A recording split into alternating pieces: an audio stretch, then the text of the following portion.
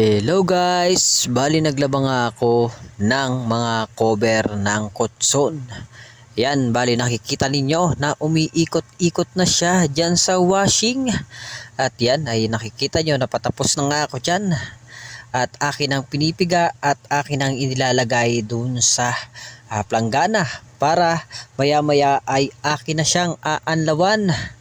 Siyempre, ako ang tagalaba muna ngayon dahil habang wala pa akong pasok ay ganito muna ang aking ginagawa ay ang maglaba, laba. Bali, hindi na nga sa akin bago ang paglalaba dahil dun nga sa mga naunang vlog ko ay ganito din naman yung aking ginagawa.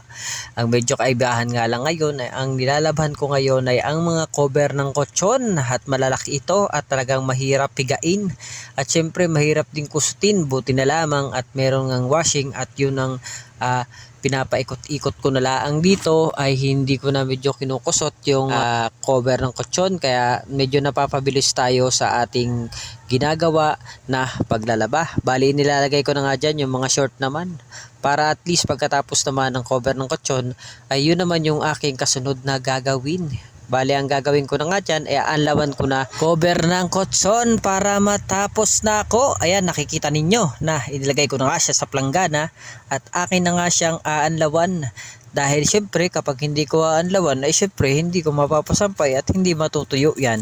Kaya kailangan syempre nating anlawan na yan at para maya maya ay matapos na at nang maisunod na natin yung mga shorts naman. Bali sinunod ko na nga dyan yung mga shorts dahil sayang din naman kung yung kutsyon lang ang aking lalabhan. Kutsyon lang tuloy, yung cover lang ng kutsyon ang aking lalabhan. Dahil medyo sinisipag-sipag pa nga ako kaya isinunod ko nga rin dyan yung mga shorts namin na mga sinuot na labahan. Kaya nakikita ninyo na yung cover lang ng kutsyon muna ang aking inuna dahil syempre malalaki at medyo mahirap pigain. Kaya yan lang muna ang aking inuuna na anlawan. Ayan, bali may sinama nga ako dyan na kumot para at least ay dalahan na yung aking lalaban at hindi lang yung mga cover pati yung kumot ay sinama ko na rin. Bali sinisipag-sipag pa nga ako dyan kaya pag mayroon pa kayo dyan sa inyo ng mga cover at kumot ay pwede nyo na rin ditong dalhin. Pero syempre joke lang yon dahil nga ay medyo sumasakit-sakit na rin ang aking likod dyan dahil ang hirap nga magpiga ng mga cover ng kutsyon at ang kumot ay syempre ay medyo nakakaramdam nga rin ako dyan ng pagsakit ng likod. Ayan, nakikita na nyo dyan talagang pinipiga ko na siya ng ayos para wala talagang maiwan na sabon para maya maya lang ay akin ang isasampay ito at nang matuyo na at para maisunod ko na yung mga shorts naman ang aking kasunod na gagawin dyan.